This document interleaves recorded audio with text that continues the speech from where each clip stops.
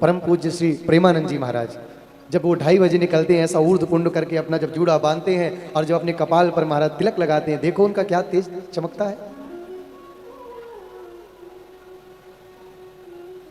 बड़े बड़े नास्तिक जो भगवान को मानते ही नहीं थे, वो भी हमारे प्यारे प्रेमानंद बाबा को सुन करके आज आस्तिक बन गए, किशोरी जी के भक्त बन गए। क्या किया उन्होंने?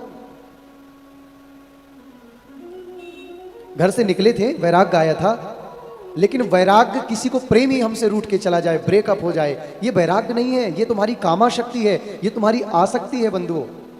मानव को दुख कौन देता? एक्सपेक्टेशन, जो आपने सामने वाले से उम्मीद लगा रखी है, सामने वाले से जो तुमने आकांक्षाएं पाल रखी हैं, ये मिलेगा ये मिलेगा, और जब वो नहीं मिलता तो तुम्हें कष्ट होता है।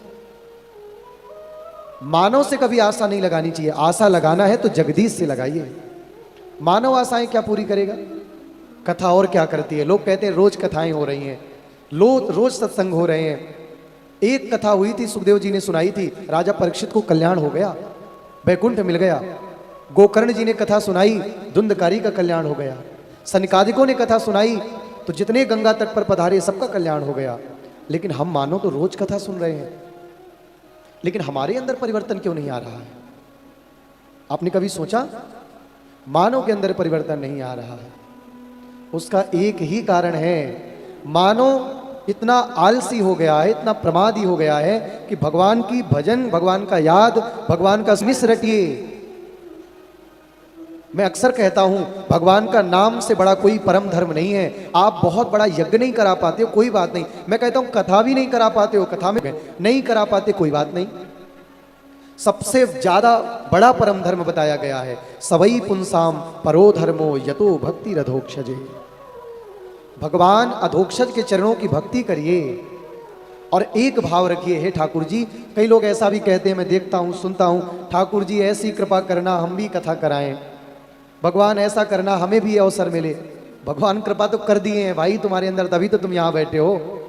अब कथा कराने के लिए, सत्संग सुनने के लिए तुम्हें अलग से धन देने नहीं आएंगे, अलग से बजट नहीं देंगे कि लो ये बजट ले लो, इससे तुम भजन करना कराना नहीं।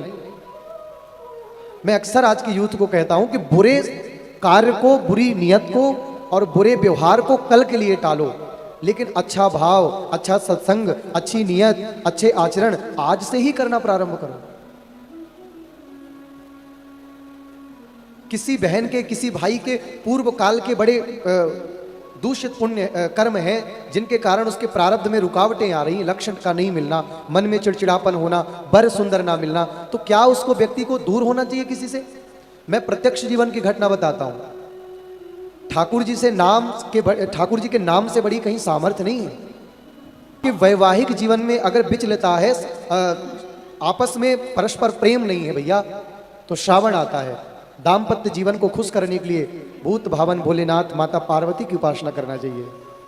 दाम्पत्यार्थे उमा सतीम, दाम्पत्य जीवन जिसे प्रसन्न करना है वो भोले बाबा माता पार्वती की पूजा करें। अब पूजा कैसे होगी? बस जल चढ़ाया हो गई पूजा?